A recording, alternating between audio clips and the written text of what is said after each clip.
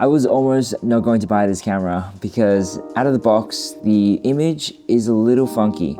But in doing some research and changing these settings, first up, I go to the settings and change my exposure to manual when possible, usually going with the 180-degree rule on the shutter speed and the lowest ISO as possible. If you can't get any darker than this, oftentimes I will use a small ND, which will darken my image. Once I hit confirm, then I shoot over to white balance. It has a really good white balance sensor at the front of the camera, so I often go into auto and then lock it in with manual. This just avoids your colors from shifting as you're filming. For color, by default, it usually comes in normal 8-bit. And if you want a little bit more colors, you can shoot in 10-bit, but to get the best results, I found to shoot in D-Log M 10-bit. This does mean you have to do a little bit of color grading in post, but I'll show you my easy workflow later in the video. Now to the most important part, image adjustment. I changed that to -1 on noise reduction and -2 on texture. The texture especially makes everything really crunchy, so I make sure to turn that off.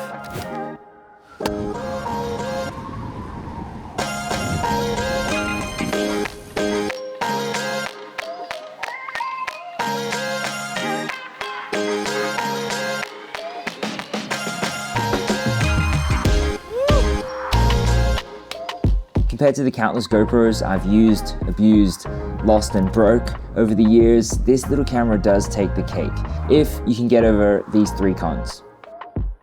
First up, the minimum focus distance is 35 centimeters, so it is quite difficult to see small things, especially because the camera is so wide.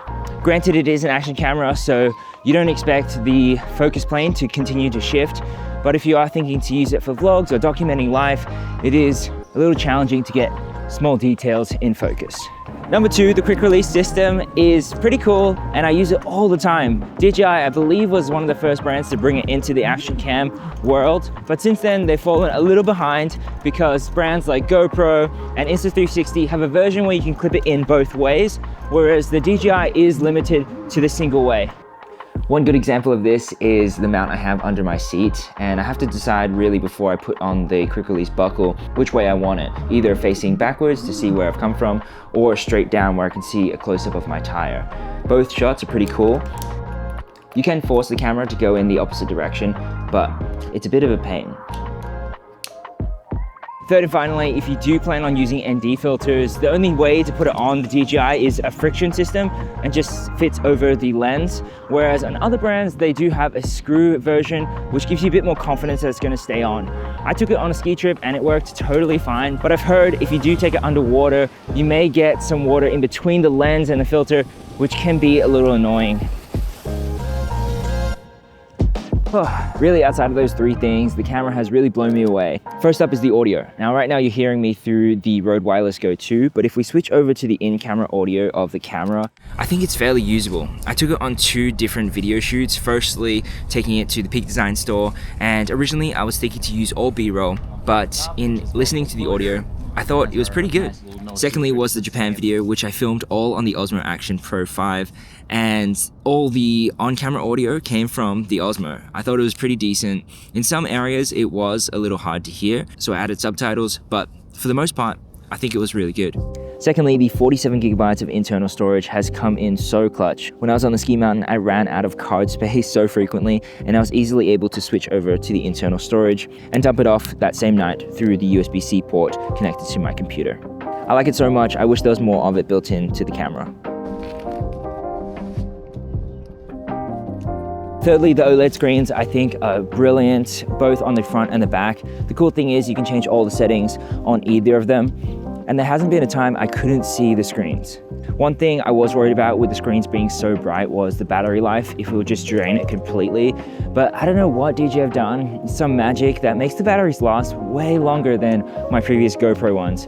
I took it on the mountain and started around 8 AM in the morning and was able to last pretty much the whole day.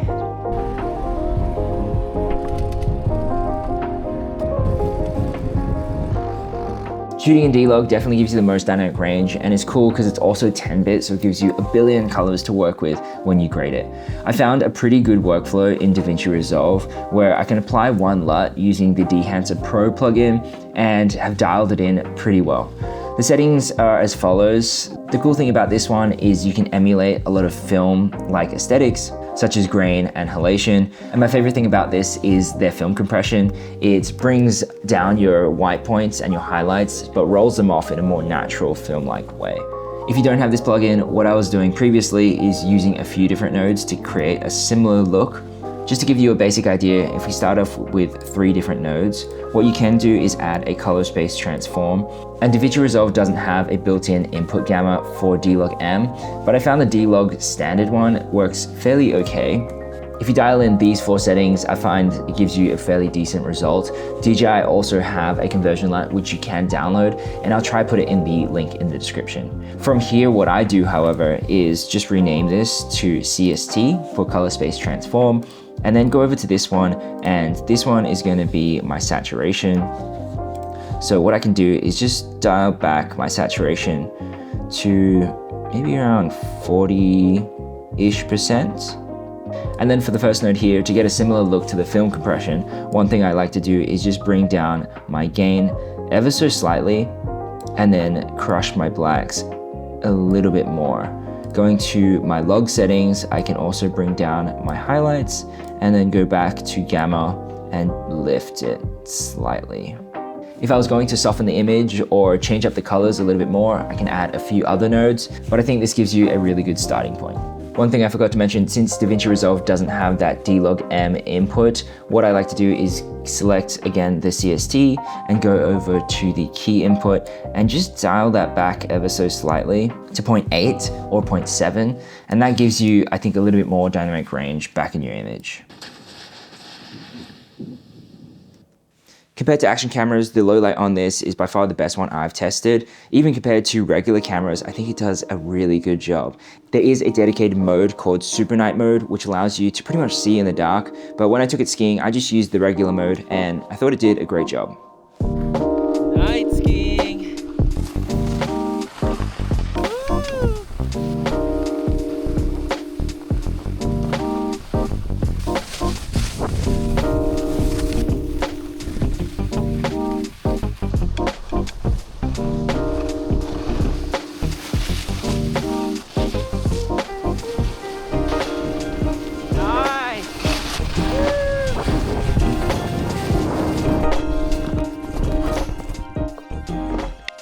Finally, time-lapse scheduling wasn't something I cared about until I actually tested out in Japan.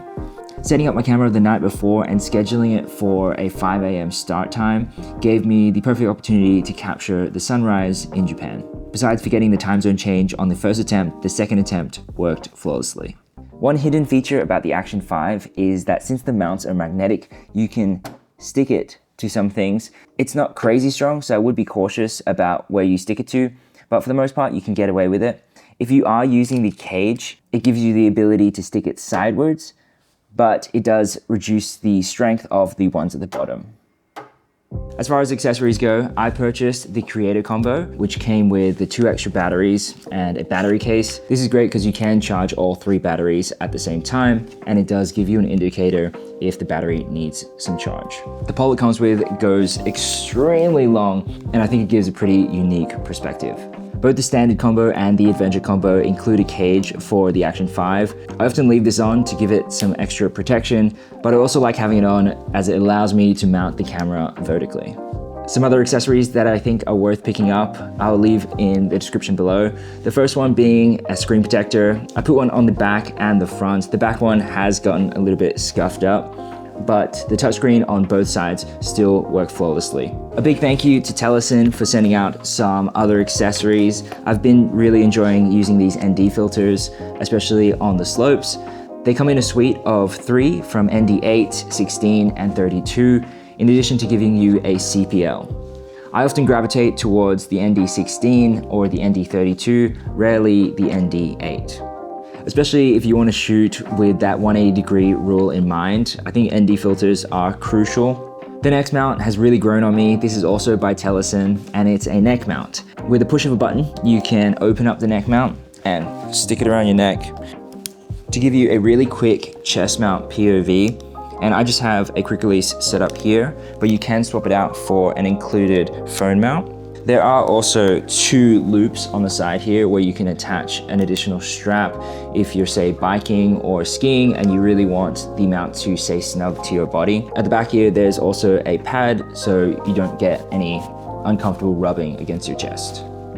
The thing that really sold me on this mount was that you can actually bend the neck mount around and put it up as a makeshift tripod, or even hang it on something to get more unique perspectives. Teleson were nice enough to give a discount to anyone who wants to pick up one, and they're offering 10% off when you use the code JoshMchin. Finally, one of the mounts that I use the most is this small tilted tripod mount. It's made completely of metal, so it feels really solid and just snaps directly onto the camera. I use this predominantly to mount the camera to a tripod or this magic arm. After using the camera for a few months now, weighing only 146 grams and having a 1/1.3 inch sensor, it has really blown me away with the fact that it's so small. The quality out of this camera is way better than any of the other action cameras that I've used in the past, and the low light ability rivals a lot of cameras. A few bonuses: this camera can also live stream directly from it, and you can connect it to your computer to use as a webcam. One of my favorite features that I've been using is actually the DJI Mimo app. Connecting it to the camera to monitor and control all the settings is pretty sweet. Again, if you're looking for any mounts, Teleson is offering 10% off to any of you guys, which is very sweet of them if you use the code JoshMchin. Thank you again for watching, and if you have any questions, pop them in the comments below, and I'll see you in the next one.